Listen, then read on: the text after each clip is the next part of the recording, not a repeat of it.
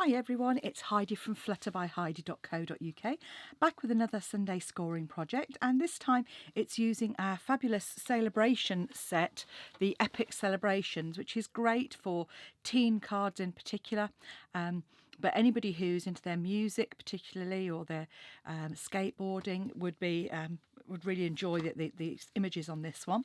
And this is a side easel card, so it is very simple, but it's quite an effective one, and the great thing is it stands up really easily and makes a statement on the mantelpiece.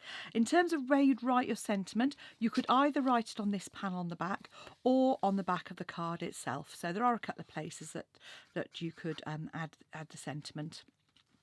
So on with the card. To start off with, you need a very straightforward piece of Whisper White cardstock, and that is 4 by 5 3/4. So I've already cut that. You then need a layer which is going to go onto it, and I'm using Bermuda Bay here, and that is just 1/4 of an inch smaller all the way around, so 3 3/4 by 5 1/2.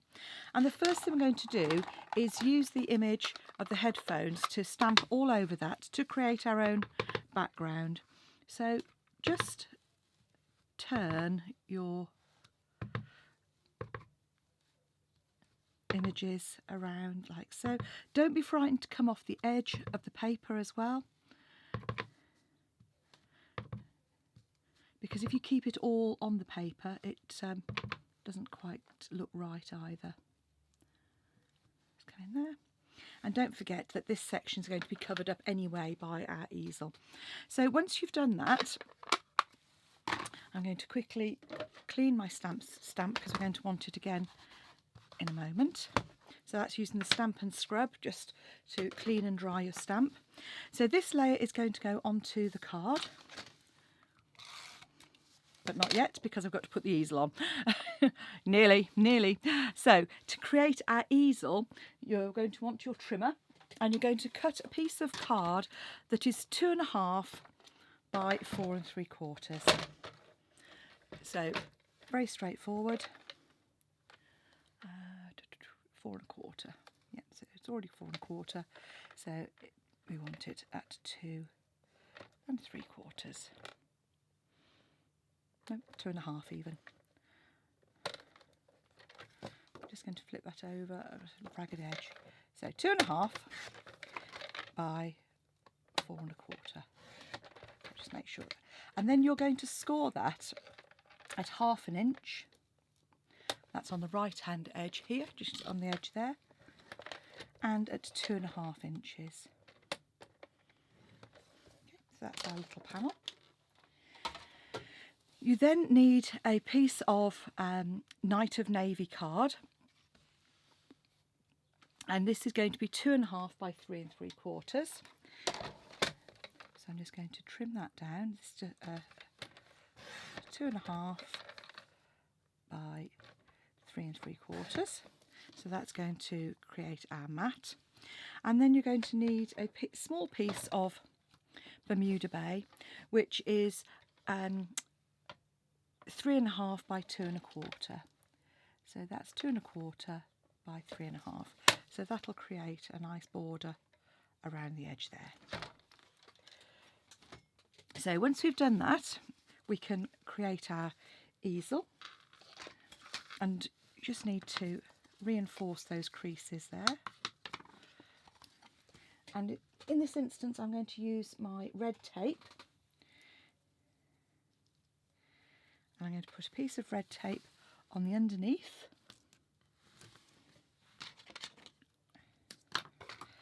and also we'll be putting some over the top of it in a moment as well. So what we need to do now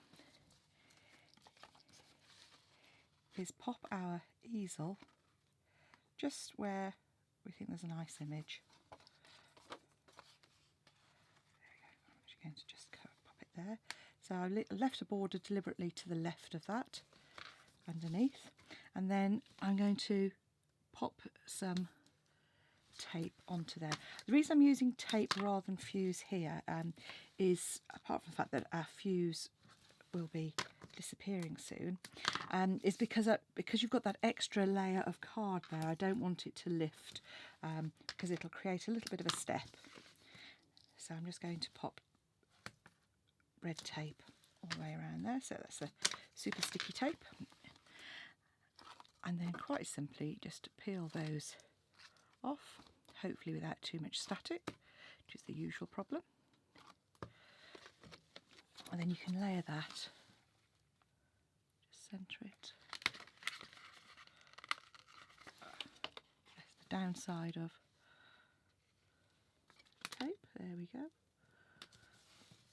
Okay, and once you've done that, we're going to glue just at the bottom here our panel onto the front. So I prefer to layer it like so, so that it's just nice and square. Okay, so that's going to be our layer. This layer here, I'm just going to add some of the little dots that come in the Epic Celebration set, just to either corner. Again, just to create a little bit of interest on there. And that can then go straight on top as well.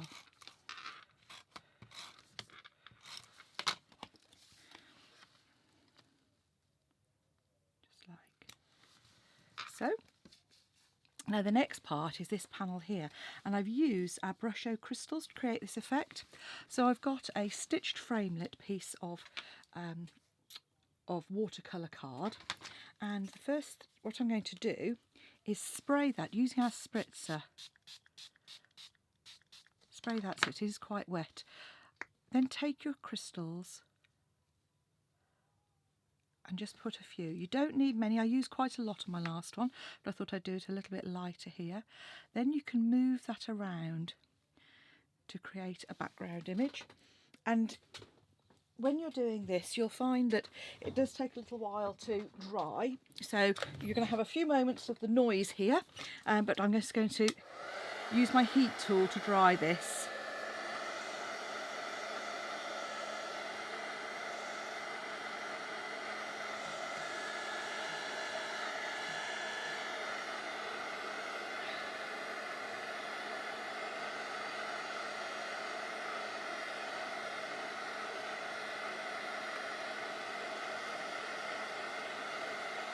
So while I'm doing this, normally I'd just leave it to dry because I think you do get a better patterned effect. But that's almost dry, so I'm going to pop it to one side. I'm going to carry on with the rest of our images while that's drying off to one side. So I've already die cut another stitch framelit out of just ordinary Whisper White cardstock. And I'm going to now stamp the headphone image in some Memento. And I'm going to just stamp it to the sort of left edge of that. And we're going to use our blends to colour that in. So I'm using some Bermuda Bay just to tie that in with the colour of the card.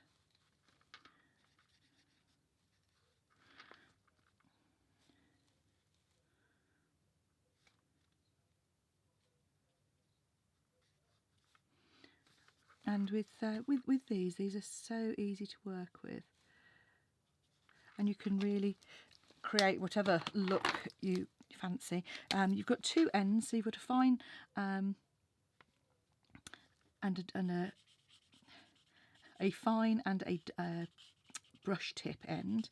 So I'm just using Smoky Slate here to come in and colour those, and just come round.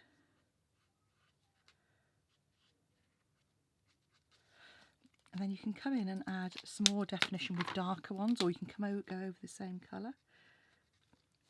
And I'm just going to come down with the brush tip on here, just add some shading.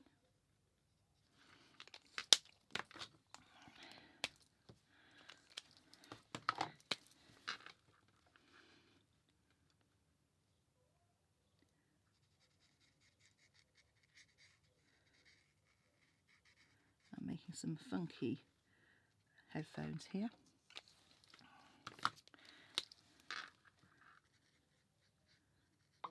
Going with the darker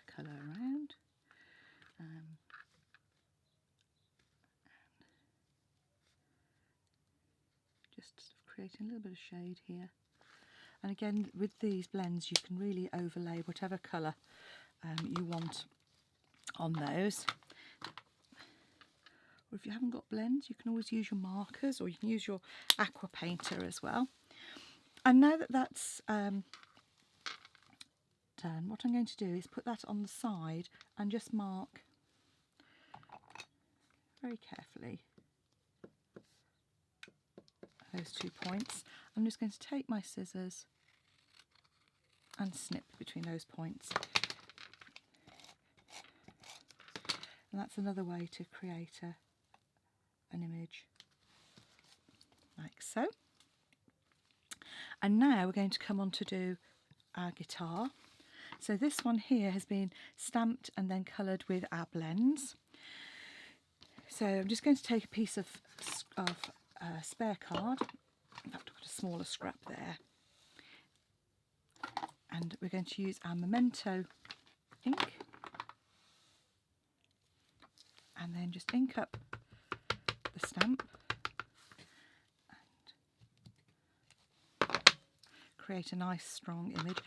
Just make sure that that is properly dry, because I'm going to be working on it straight away. I'm going to quickly just blast that, make sure that's heat set.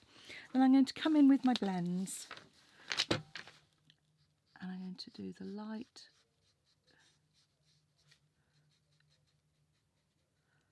on here and all over here.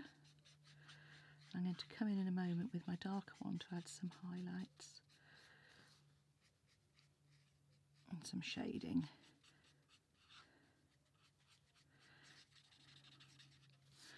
So just come in here. And obviously, because we're going to be fussy cutting this, then it doesn't matter if we have some little bleeds over the edge. And I'm just kind of adding some shadow around the outside edge and also around this central part here, because we want this central fret part to stand out.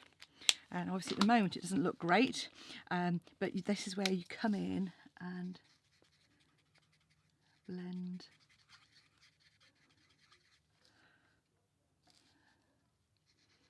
with the lighter one again.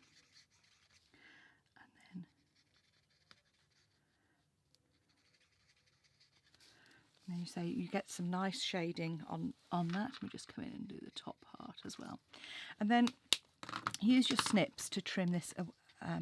Now, one thing I always say to my classes is when you're fussy cutting, which is what we're doing here, first thing I tend to do is cut away the excess. And then rather than trying to move the scissors around, I do a mixture of kind of cutting, and then I actually move the card. So I'm holding the scissors fairly straight here, but then I'm bringing this in and I'm wibbling the card rather than trying to move my scissors in and out. And that way you tend to get a smoother finish, particularly when you're doing curves, which are always a little bit on the tricky side. And again, don't be afraid to kind of cut your excess away.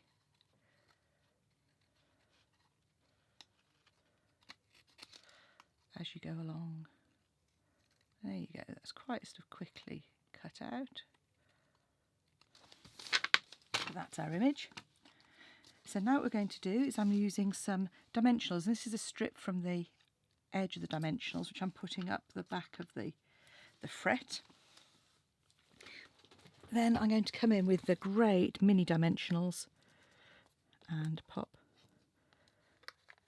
a couple on the back there as well. Pop one on the top here, just like so.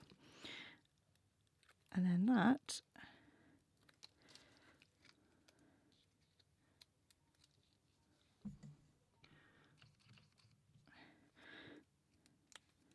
wasn't very well focused, I don't think. Can just go across our panel like so. And then I'm going to glue the panel flat. Obviously it does warp very slightly with the moisture, so it's easier in these instances to glue it on flat. Now we're going to do our image on the bottom, and actually what I've done is I've cut a couple of stitch framelits already, and we're going to use the Bermuda Bay to come in with our sentiment, and just stand over that and line it up. But what I've done here is I've used the square framelits to create a rectangle, and you do that by cutting it once the square and then moving it down and just trimming it down to an edge like this. And because it's going to be a stepper, it just needs some dimensionals on the back there. So that's with the oval, and this is with our rectangle here. Either will work. You could also use buttons if you wanted. And what I do is I just try and make sure I line that up. So there we have a couple of masculine sort of teen cards using our lovely Epic Celebration set. I'm using a little bit of technique, so we're using some Brusho crystals here, and actually this one has worked out much better. Wasn't quite so heavy-handed as I was with those ones there. And you can do as much or as little colouring as you want, but a couple of fun cards, and could be easily dressed up. I think I'll be making some cards like this quite a bit. Thanks for watching. Come back and see me again soon, and don't forget to visit my online shop, heidismith.stampinup.net, if you want to buy any of the products, or contact me and I'll help you out. Take care. Bye now.